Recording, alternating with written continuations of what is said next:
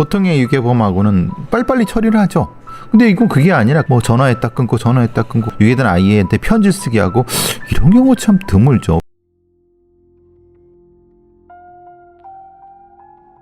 그날은 아침부터 추적추적 가랑비가 내리는 날이었습니다. 낮 12시 20분경 막 학교가 끝나고 9살 지연 양은 같은 반 친구 은정이와 함께 집에 가던 중이었습니다. 교문을 지나 골목길에 들어서면서 두 아이는 곧 돌아올 추석 때 엄마 아빠가 사줄 예쁜 옷에 대해 한창 수다를 떨고 있었습니다. 그때 한 남성이 말을 걸어왔습니다. 얘들아, 집에 가는 중이니? 아저씨 좀 도와줄래? 여기 자동차 트렁크에 열쇠 꽂혀있는 거 보이지? 그 열쇠 좀 빼서 아저씨 좀 줄래? 남자는 어느 집 앞에 세워져 있던 검은색 승용차의 트렁크를 양손으로 누르며 도움을 청하고 있었습니다. 그를 도와주기 위해 지연 양이 앞으로 다가가 열쇠를 빼려고 하는 순간 갑자기 트렁크 덮개가 활짝 열렸습니다. 그 바람에 깜짝 놀란 아이들. 그런데 남자가 돌연 트렁크 문을 닫더니 열쇠를 빼고 이렇게 말했습니다. 도와줘서 고맙다 얘들아. 아저씨가 집까지 태워다 줄게. 차에 타.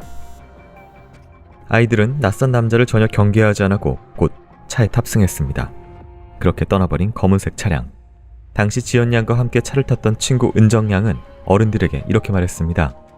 저희 집이 더 가까워서 제가 육교 밑에서 먼저 내렸어요. 아저씨는 친절한 사람이었는데 그 아저씨가 정말 지연이를 잡아갔어요? 그렇게 남자와 함께 사라진 지연 양. 유괴 사건 발생 몇 시간 뒤 수사는 비공개로 진행됐습니다.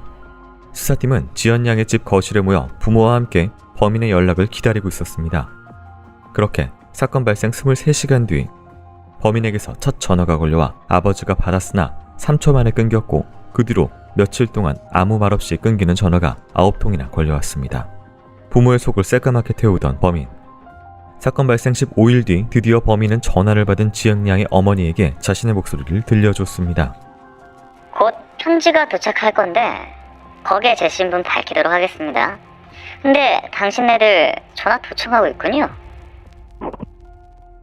혹시 경찰이 개입한 사실을 알고 아이에게 해코지를 하는 건 아닌지 부모는 피가 마르고 있었습니다. 그런데 며칠 후부터 편지가 날아왔습니다. 첫 번째 편지는 범인이 왼손으로 쓴 글씨체로 지연이는 영리하고 예쁜 아이네요. 이 예쁜 애들 5천만 원과 한번 비교해보세요 라고 적혀 있었고 지연 양을 찍은 컬러 사진이 동봉되어 있었습니다. 그리고 다음 편지는 지연 양의 글씨체였습니다. 어머니, 빨리 돈을 주고 옛날같이 잘 살아봐요. 우리 가족 보고 싶어요. 어머니도 내가 보고 싶지요. 왜 빨리 돈을 안 갚으셔요? 돈 만드는 사람 보고 빨리빨리 돈을 만들라고 하셔요. 며칠 뒤 범인은 약속 장소를 정했고 부모는 5천만 원을 가지고 약속 장소에 갔습니다. 그가 말한 송도 갈비집 앞. 부모는 피가 마르는 심정으로 그를 기다리고 있었습니다.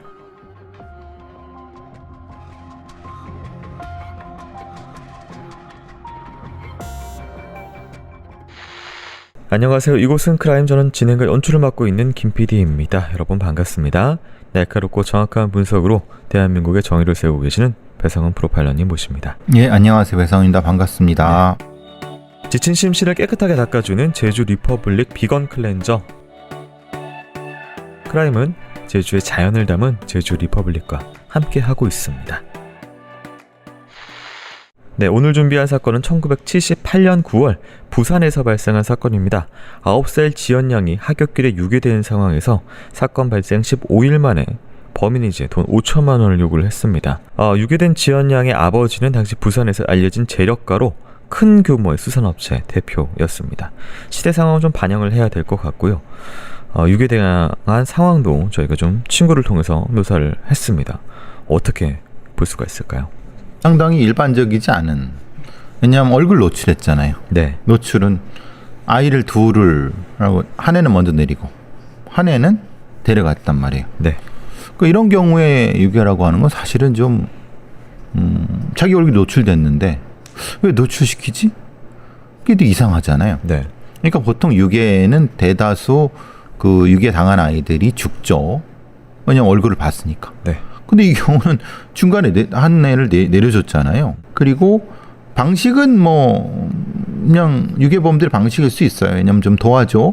뭘 하든 그래 태워줄게. 혼자 있었다고 하면 좀 강압적으로 했을 수도 있지만 78년 뭐 그때쯤이면 이렇게 도와달라고 하면 뭐 딱히 의심하거나 그러진 않았을 테니까 네. 그런 것 같아요. 이 지연양 글씨체로 편지가 오고 며칠 뒤에 범인이 이제 5천만 원 가지고 10월 8일 오후 6시에서 7시 사이 송도갈비집 앞으로 오라라고 이렇게 연락을 합니다. 부모가 이제 돈을 들고 갔었고요. 수사팀 역시 잠복에 들어갔지만 이때 범인이 나타나지 않았습니다. 또 지연양 글씨체로 편지가 옵니다. 내용은 어머니가 보고 싶어 죽겠어요. 아버지는 왜 빨리 돈을 주지 않으셔요? 참 이상해요. 전 안으로는 얼마나 울고 있는지 아시지요? 자주 편지하겠어요. 라고 이렇게. 근데 말투는 당시 이제 70년대에 그런 좀 약간 지금 보기엔 좀 이상한 말투긴 하지만 그때 말투로 좀 적혀 있습니다. 이제 유괴를 하고 그러니까 이 패턴이 굉장히 뜸을 좀 들이는 타입 같고 말도 못하고. 네. 네. 뭐 이거 어떻게 보세요? 범인의 이런 행동들. 그러니까 그것도 보통의 유괴범하고는 빨리빨리 처리를 하죠. 네. 보통 이제 뭐 유괴된 아이의 부분도 있고 통제 부분도 있고 통제가 잘 안 되니까 네. 이틀 한 3일 내에 빨리빨리 결정을 하는 거거든요.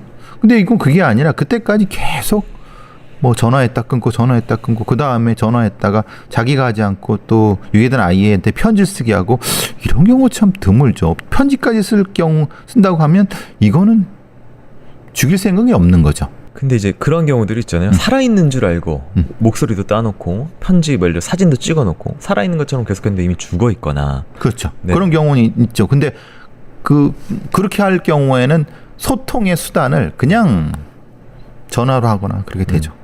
근데 여기는 계속 편지잖아요. 네. 편지는 누군가 써야 된다는 거예요. 네.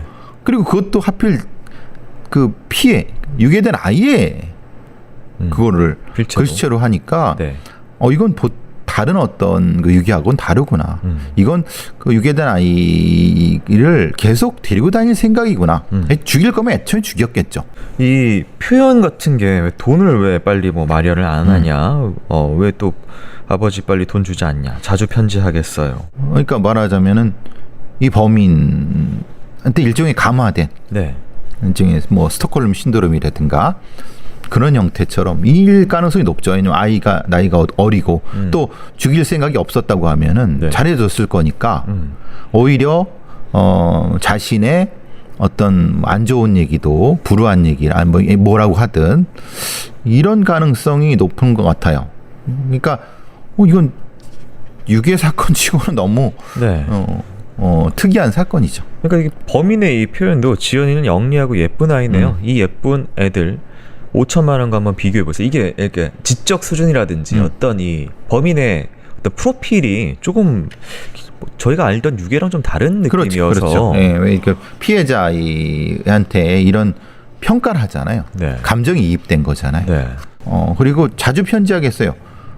유괴 당했는데 무슨 자주 편지를 해? 이상한 표현이죠. 그죠. 네. 그러니까 이거는 죽일 생각은 없구나. 그럼 계속 이렇게 어떤 관계를 가지고 있구나. 이 유괴범과 이런 걸 알 수 있게 되는 거죠. 네. 이 부산 경찰은 유괴 사건이 언론에 알려질 경우 아이 생명이 위태로워질 것을 염려해서 언론사 엠바고에 요청을 했고요. 수사도 극비로 진행이 됐습니다.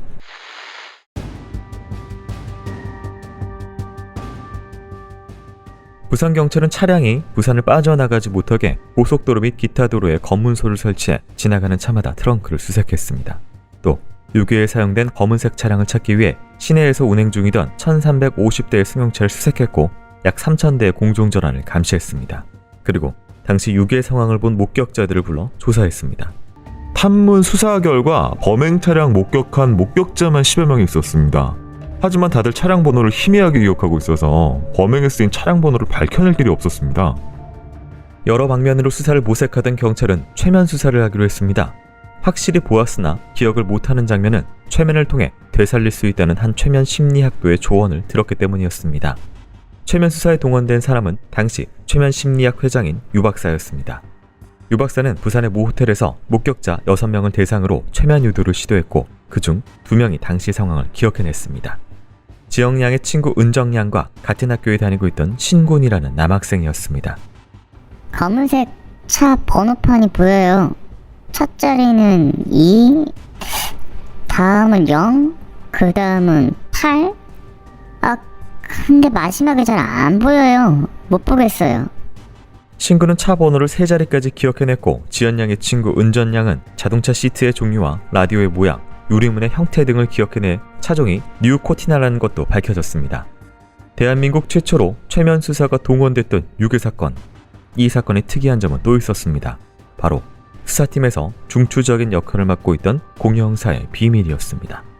당시 부산경찰 중 도둑을 제일 잘 잡는다고 알려져 일명 포도왕이라고 알려져 있던 공형사. 지연 양의 가족은 아이가 유괴되자 경찰서에 신고하기 전 공형사를 찾아왔습니다. 형사들을 물색해보니 그가 제일 믿을만한 형사라는 이유도 있지만 부산에서 일명 도사로 통하던 한 역술가가 아이를 살릴 수 있는 사주를 뽑았는데 그게 공형사와 맞았던 것입니다. 지연 양의 생사를 걱정하던 가족은 많은 무속인과 역술인을 만나 아이의 사주를 넣어봤는데 모두가 죽음을 예언했습니다. 그러나 사주가 세. 그러니까 다 죽었다고 하는 거야. 하지만 나는 반대로 세니까 살아날 거라고 봤어. 세기 때문에 그 어려움을 다 견딜 수 있는 거야. 역술인의 말은 사실이었을까? 유괴 발생 약 한 달 뒤인 10월 14일 범인은 또 한 번 돈을 가져오라며 약속 장소를 정했지만 역시 나타나지 않았습니다. 그리고 이틀 뒤인 10월 16일 부산은 불안해서 안 되겠으니 서울에 있는 지연이 이모 집으로 연락하겠다는 전화를 걸어왔습니다. 범인은 수사망을 뚫고 서울까지 올라갔던 것입니다. 지연 양은 살아있는 것일까? 사건 중반 몇 통의 편지 이후 지연 양의 생사를 알 수는 없었습니다. 범인을 만나기 위해 부랴부랴 서울로 올라간 가족과 수사팀. 범인은 10월 17일과 18일 사이에 여의도 한성아파트 부근에서 다시 연락을 해오기로 했습니다. 그 근처에서 잠복에 들어간 경찰들. 범인은 이번에야말로 모습을 드러낼까? 또다시 지옥같은 시간이 흐르고 있었습니다.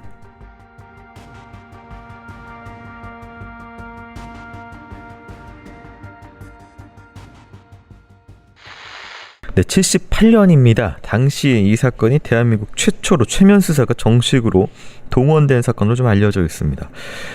당시로서니까 말 그대로 시도를 한 것이잖아요. 최면 심리라고 하는 것 자체가 아마도 국가수에서는 있었을 거예요. 네. 그리고 뭐 최면 심리학도 분명히 있었을 텐데 그렇게 뭐 딱히 신뢰하거나 그러지는 않고 정식으로 동원된 뭐 이게 참 애매한 거는 국가수에도 당시 그때쯤에도 이런 걸 하는 사람은 있었어요. 제가 알고 있기로는. 네. 근데 그것이 인정을 받아서 뭘 하는 그런 건 아니었어요. 그냥 뭐 조금씩 도움은 주고 그러니까 이게 공식적으로 된 건 아니고 네. 이런 형태였죠. 이 최면 수사의 메커니즘에 대해서 오해를 하고 계시는 분들도 있는 것 같은데 이게 사실 뭐 없는 거를 끌어내는 게 아니라 그건 불가능하죠. 네, 봤는데 뭔가로 좀 덮여 있는. 그러니까 이제 블러킹이라고 하죠. 네. 기억에. 예를 들면 분명히 봤어요. 근데 다른 사실 기억이란 게 막 섞여 있잖아요. 네. 그걸 마음을 안정시키고 그 상황으로 돌아가서 그 상태의 감정 상태나 감각으로 돌아가게 되면은 그런 것들이 이제 막혔던 것이 한두 개 희미하게 보이는 이걸 최면이라고 하는 거지. 네. 무슨 전생이고 무슨 그건 진짜 사기꾼들이고요. 네네. 여기 말하는 건 블러킹을 해제하는 약간 안개를 걷어내는 역할이라고 생각하시면 됩니다. 이 수사 당시에는 이제 비공개로 극비로 수사를 했기 때문에 이후에 최면 수사 동원됐다는 것도 이후에 이제 나중에 밝혀진 사실이고요. 나중에 알게 된 나중에. 네.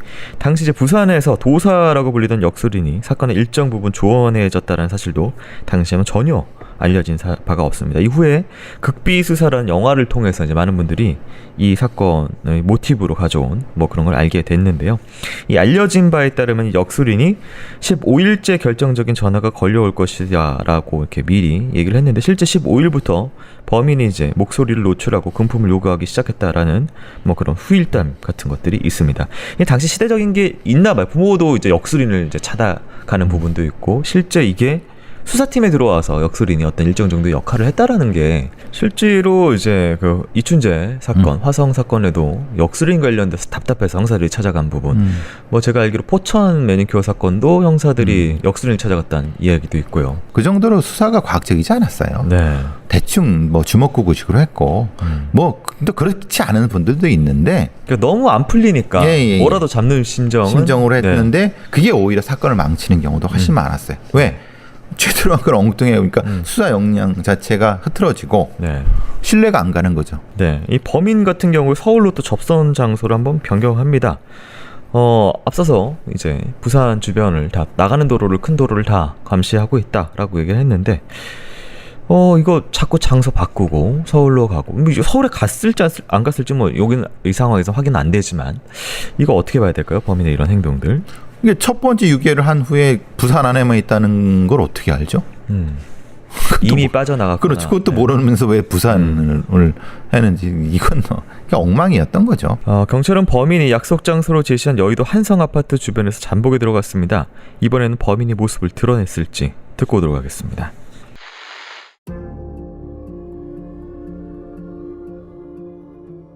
수사팀은 각자 행인, 노점상 등으로 가장해 이틀 동안 한성 아파트 주변에 잠복했습니다.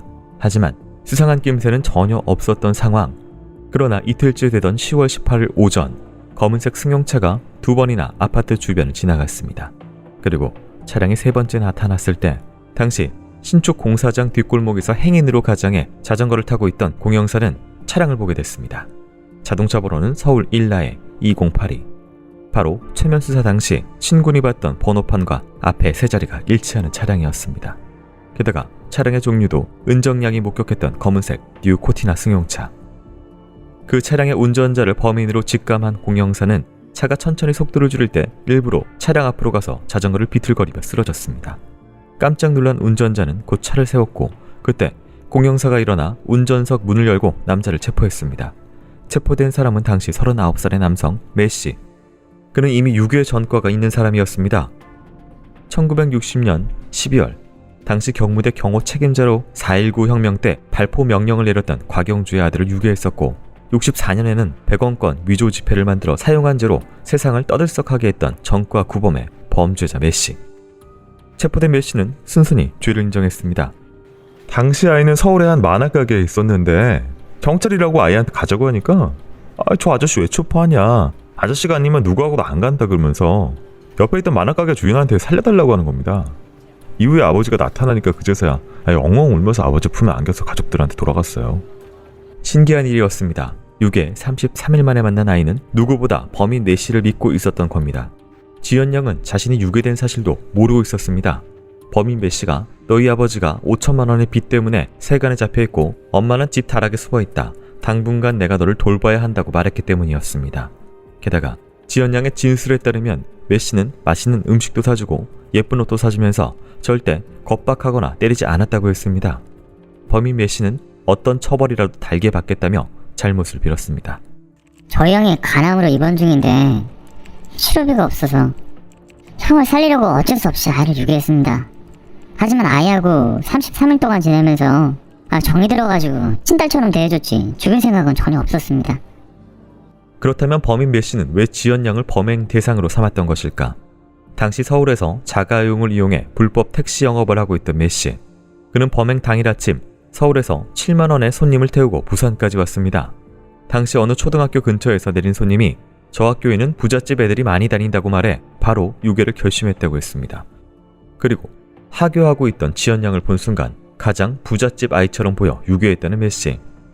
그는 재판에서 모든 죄를 인정하고 용서를 빌었습니다. 검찰은 매씨에게 무기징역을 구형했지만 1심 재판부는 유괴를 하였으나 살해하지 않았고 잘 보호한 정상을 참작한다며 징역 7년을 선고했고 이후 항소심 재판부는 이보다 무거운 형량인 10년을 선고했습니다. 그렇게 가족에겐 악몽이 끝나는 듯 보였습니다. 그런데 매씨의 1심 재판이 끝나고 정말 말도 안 되는 일이 발생했습니다. 지연양이 또다시 유괴당하는 사건이 발생한 것입니다.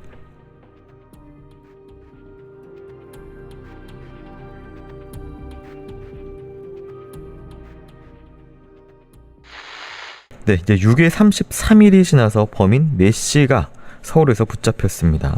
이 범인 주장으로는 지연양을 유괴하자마자 충북 영동에 있는 추풍영으로 이동했다고 하고요. 차에서 하룻밤을 새우고 다시 수원으로 가서 강릉으로 갔고 속초와 설악산 부근에서 보내다가 서울로 돌아갔다라는 이야기를 했습니다. 낮에는 이제 지연양이 차 트렁크 안에 들어가 있으라고 해서 지연양이 차 트렁크에 있었고 밤에는 차 안에 태우고 다녔다. 그리고 휴게소에서 아이에게 밥을 사주는 등 신체적으로 괴롭힘은 전혀 없었다라는 이야기가 있었고요. 근데 이제 메시가 60년에 경무대 경호 책임자의 곽영주 아들을 유기했을 때도 당시에 이제 금품 받지 않고 아이를 무사히 돌려보내서 징역을 1년 선고받은 그런 사례가 있었다고 합니다. 이 아이는 부모 품에 돌아온 이후에 얘기했기 때문에 사실 이 신뢰도라는 부분에 있어서 어떻게 봐야 되는지 아마 믿었을 수도 있어요. 9살 정도면은 충분히 그 말을 신뢰했을 수도 있죠. 그리고 잘해주니까. 범인 메시가 주장하는 바는 그러니까 말 그대로 즉흥적이었다, 우발적이었다, 이런 부분들. 근데 이제 아이를 그 납치하자마자 일단 부산 시내 밖으로 빠져나갔고요. 그렇죠.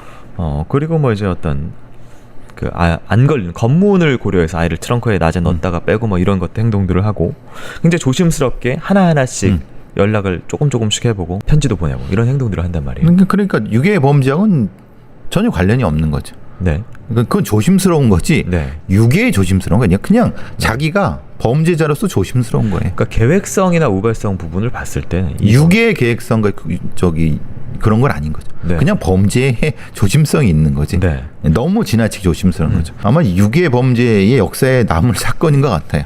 또 한 가지 특이한 점은 이제 60년대에 이 곽영주 아들을 유괴했을 때 1년밖에 안 받았고. 근데 그거는 곽영주 때문에 그런 것 같아요. 네. 곽영주가 그때는 죽일 놈이었으니까. 시위대한테 발포를 해. 그러니까 아마 사형당했을걸요? 제 기억으로는. 유괴 목적 자체가 네. 사회적 분노 뭐 이런 거 있을 수 있다고 하면은 당시 재판부도 그거 감안했을 수 있죠. 근데 이제 78년 이 사건도 징역 10년이에요. 원래 유괴는 그렇게 셉니다. 네. 그러니까 78년이 정상인 거예요. 네.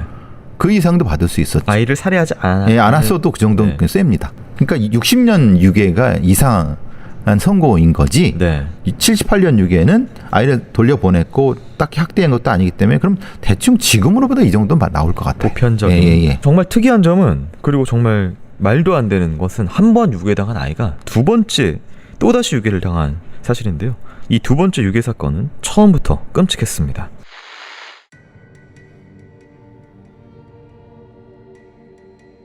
첫 번째 유괴 사건의 범인 메시가 아이에게 폭력을 행사하지 않았고 잘 대해주었지만 그렇다고 지연 양이 괜찮은 건 아니었습니다.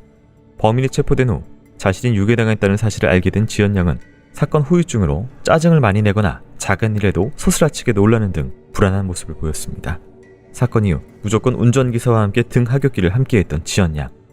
그러나 한 달 전부터 운전기사가 학교 200m 부근에 내려줬고 오빠와 함께 걸어서 학교에 갔습니다. 다시 평소의 생활로 돌아가고 있었던 겁니다. 그런데 사건은 바로 그때 터졌습니다. 첫 번째 유괴 사건으로부터 약 7개월이 지난 1979년 4월 14일 오전 8시 20분경 지연 양은 2살 터울의 친오빠와 같은 반 친구인 미정 양과 함께 등교를 하고 있었습니다. 오빠와 친구는 앞서 걸어가고 있었고 지연 양은 좀 떨어져 뒤따르고 있었습니다. 그때 괴한이 나타나 지연 양을 팔로 꽉 안아들어 올리더니 3m 옆에 세워둔 자동차로 향했습니다. 지연이가 살려달라고 울어서 뒤를 쳐다보니까 그 아저씨가 트렁크에다가 지연이를 집어넣고 있었어요. 오빠는 막 달려가서 아저씨 잡고 때리고 데려가지 말라고 했는데 저희를 막 밀치면서 지연이를 데려갔어요.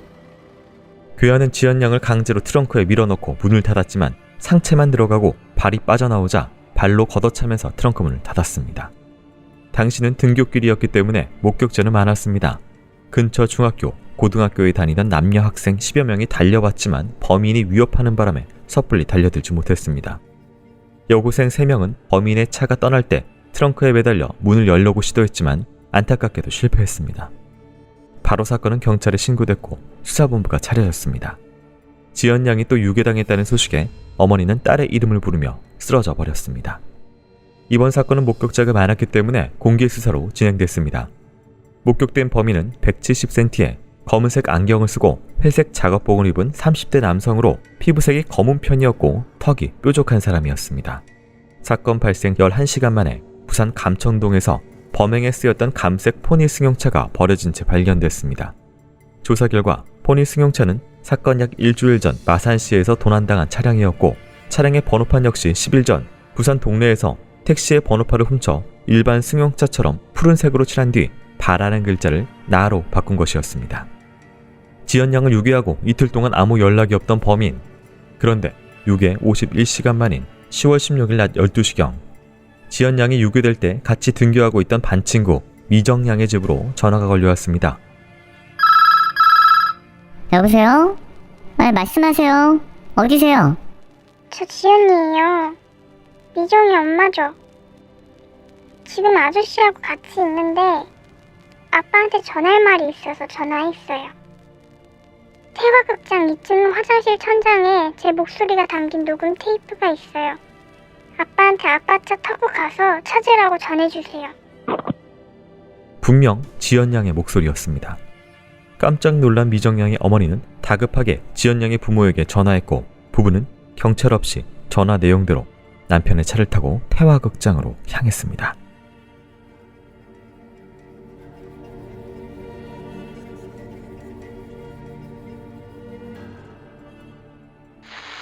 한 번 유괴당했던 아이가 또다시 유괴를 당하는데요. 이번에는 굉장히 등굣길에 사람이 있었고 막 어떤 육체적인 그런 부분도 있었고요. 좀 다른 양상을 보여요. 이것도 역시 유괴로서는 네. 범죄적으로는 아주 엉망이죠. 네. 목격자도 많고 네. 실패할 수도 있어서 왜냐하면 고등학생들이 달려들고 그러고 그러다가 자기가 제압당할 수도 있었던 거죠. 여고생들은 달려들어갔고 트렁크를 열라고 했었고 그랬다고 하니까 이거는 계획적이지도 않고 네. 물론 이제 차량을 훔치고 번호판을 바꿔치우는 거는 그냥 일상적인 형태의 범죄자들이 하는 네. 그런 도난 차량 이용 같은데 범행 자체는 유괴라는 범행 자체는 처음인 것 같다는 느낌이 들어요. 또 지연양의 집이 아닌 친한 반 친구의 집으로 전화를 해서 이런 음성으로 아이의 목소리로 그러니까 그거는 했는지. 첫 번째 유괴할 때 네. 집으로 해서 경찰이 거기에 있다는 본인의 거. 집이었죠. 예, 경찰이 당연히 개입한다는 걸 알고 있었기 때문에 이걸 알고 있는 범죄자들 경험치가 있는 네. 그렇게 된 것 같다는 생각이 드는 거죠. 이 지연양의 부모는 지시대로 이 태화극장 2층 화장실로 갑니다. 당시는 이제 영화가 상영 중이어서 화장실에는 사람이 없었고요. 녹음 테이프는 화장실 천장이 아니라 칸막이 위에서 발견됐습니다. 이 녹음 테이프의 내용은 지연양의 목소리였는데요. 돈 1억 5천만 원을 준비하지 않으면 엄마 아빠의 품에 들어갈 수 없어요. 16일 오후 5시에 돈을 준비해 아빠가 차를 타고 시청 앞에서 서면까지 서서히 가면 아저씨가 나타나 돈을 받아갈 거예요. 그런데 지난번처럼 경찰관 아저씨에게 절대로 알리지 마세요. 제 말을 잘 들으면 동네 동성극장 앞 선전판에 표시해두세요. 라고 이렇게 녹음되어 있었습니다. 이 부부는 지시대로 이게 이행을 했는데 끝내 범인은 나타나지 않았습니다. 일단은 가장 특이한 사항이 이겁니다. 한번 수사가 진행돼가지고 범인까지 잡힌 유괴 사건의 아이를 또 납치했다는 것. 그리고 앞서서 이제 교수님 말씀처럼 앞에 선례를 마치 본 듯이 그렇죠. 좀 다른 방법을 쓰는 그런 것들이 있는데요. 그게 당시에는 아마 신문에 보도가 되면서 네. 유괴가 이런 것이라는 걸 아마 알려주는 역할도 했을 거예요. 그러니까 범죄자들이 네. 그걸 그대로 따라했을 가능성. 이게 사실은 좀 모방범 부분이 크죠. 네. 예. 당시에는 또 이제 90년대까지만 하더라도 피해자의 얼굴과 신원, 나이 이런 게 그냥 그대로 공개돼요. 다 공개되죠. 방법도 다 공개되고. 네. 근데 이제 사실 한번 그런 일이 있고 그런 거라면 경계라든지 좀 더 위험하지 않을까라는 생각을 안 했을까요? 왜 굳이 또 그 아이를 골랐을까요? 그러니까요. 아마도 돈 많은 아이를 찾기가 힘들었을 수 있죠. 그게 그래서. 이제 일종의 모범범죄의 문제죠. 돈을 이제 많이 얻고 싶은데 네. 걔가 그때 됐었지. 걔를 다시 한번 노려보자. 이게 희한하죠. 첫 번째 유괴 사건이 네. 어떻게 보면 그냥 해피엔딩으로 됐어요. 네. 죽지도 않고 범인은 스스로 인정을 했고 네. 그리고 형량도 뭐 대충 그렇게 됐고 그러니까 물론 그거는 이제 1차 사건이 형량은 뒤에지만은 네. 그게 이제 일종의 다른 범죄자를 고무시킨 것이 아닐까 싶습니다. 그런데 이 사건 진행될수록 범인도 전혀 예상하지 못한 일이 자꾸 발생하게 됩니다. 사건 어떻게 진행되는지 듣고 오도록 하겠습니다.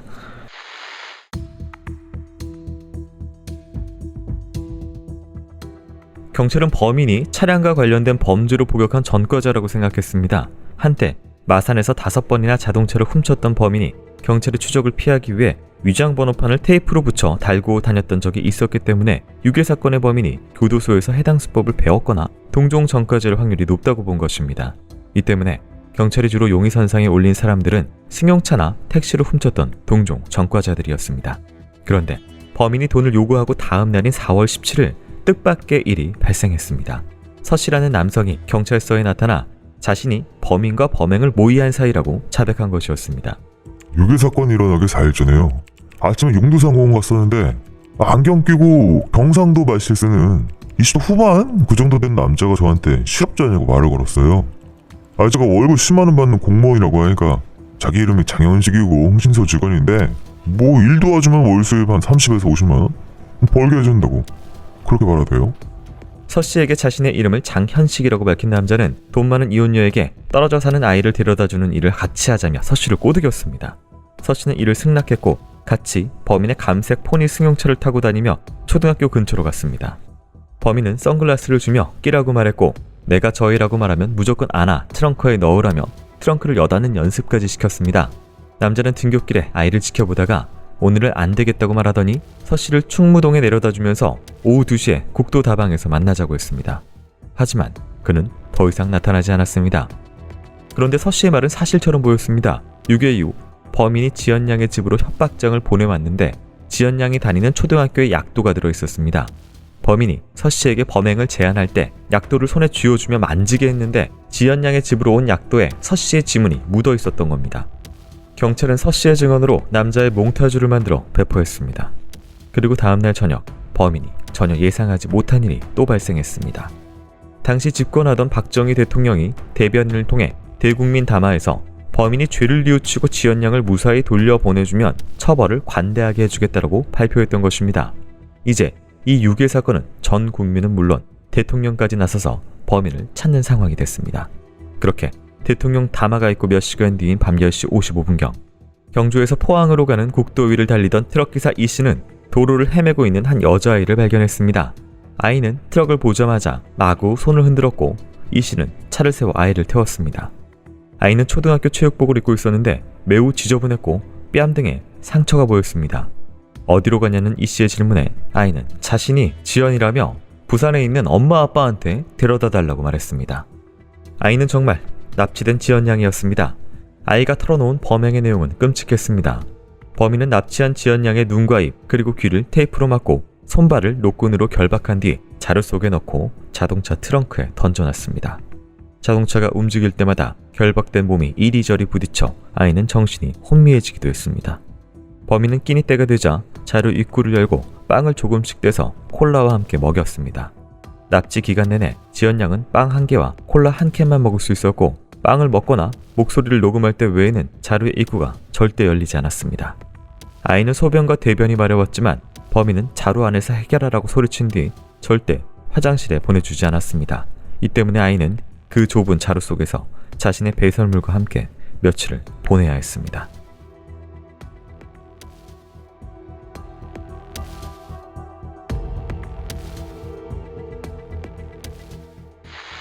네, 두 번째 유괴 관련된 사건 내용 듣고 왔습니다.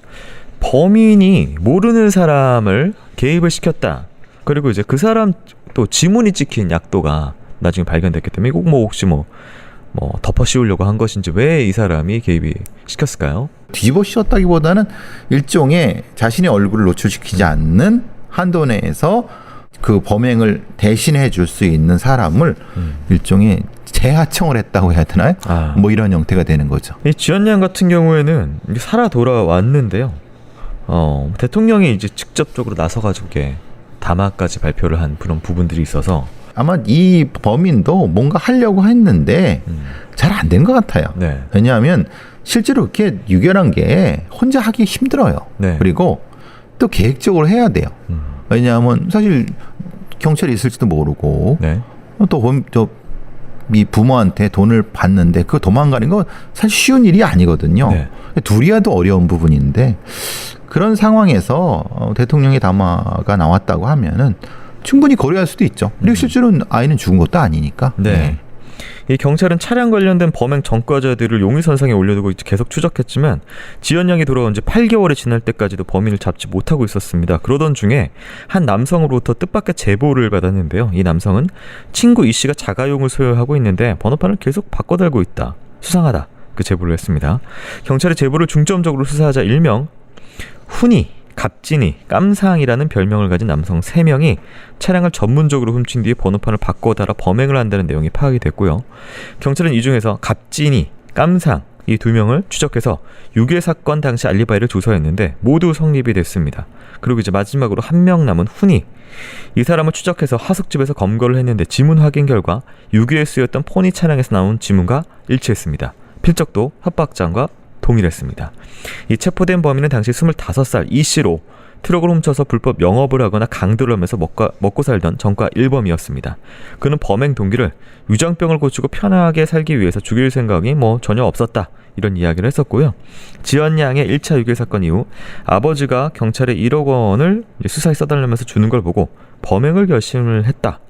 아이를 풀어준 계기는 대통령 담화문 때문이다. 이런 이야기들을 연관성 계속 있죠. 네. 그러니까 이 딱히 범죄에 대한 전문성이 없는 애가 범죄를 하려고, 그러니까 이건 이제 차량 절도, 차량 하는 그런 잡범인 것 같아요. 네. 차량을 이용해 범죄를 하는데 그래서 이제 일종의 모범 범죄죠. 1차 사건이 너무 컸고 유괴 피해 가족들이 돈을 노출시키고 신원노출된 건 굉장히 위험한 거예요. 크라임이 제작될 수 있도록 도움 주고 계신 제주 리퍼블릭 광고 보고 오도록 하겠습니다. 교수님 방송하고 오셨어요? 방송화장 같은데?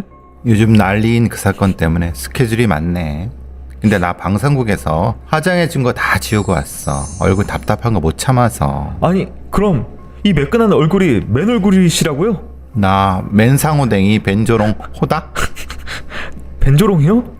제주가 담긴 클렌저로 씻었더니 젊어졌다 이 말이야. 아, 미네랄이 풍부한 제주 용암 해수하고 청정 제주의 해조류가 담긴 그래, 그 비밀이 담긴 제주 리퍼블릭 비건 클렌저로 민감 피부 자극 걱정 없이 닦아내면 된다고.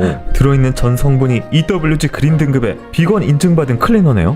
성분 순한 클렌저만 써도 피부가 숨을 쉴 수 있다고.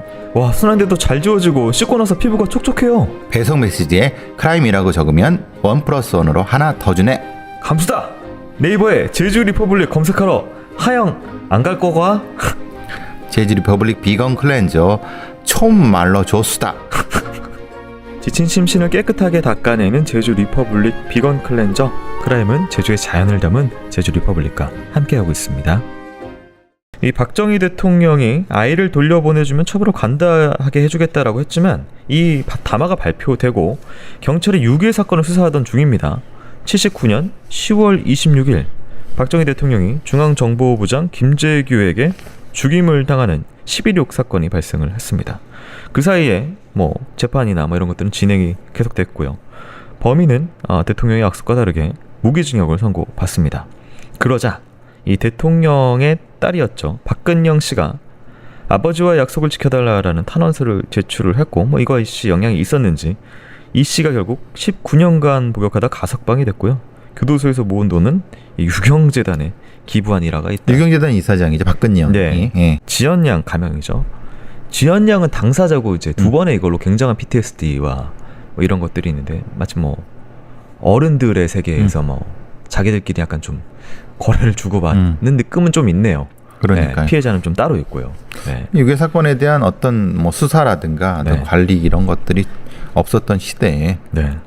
그래도 다행히 2번이나 해서 살아남은, 아마 이런 경우는 세계사적으로도 없을걸요. 이런 세계 범죄사적으로 2번이나 유괴당해서 2번 다 살아난 경우는 거의 없을 겁니다. 예. 당시 유괴 사건의 피해자였던 지연 양은 결혼해서 미국에 살고 있다는 후일담까지가 알려진 바입니다. 네, 굉장히 힘든 어린 시절 때문에 이후에도 결국 한국을 떠난 그런 선택까지 하셨겠지만 그래도 잘 살아가시길. 자, 오늘 크라임 사건은 이렇게 마치도록 하겠습니다. 교수님 수고 많으셨습니다. 수고하셨습니다.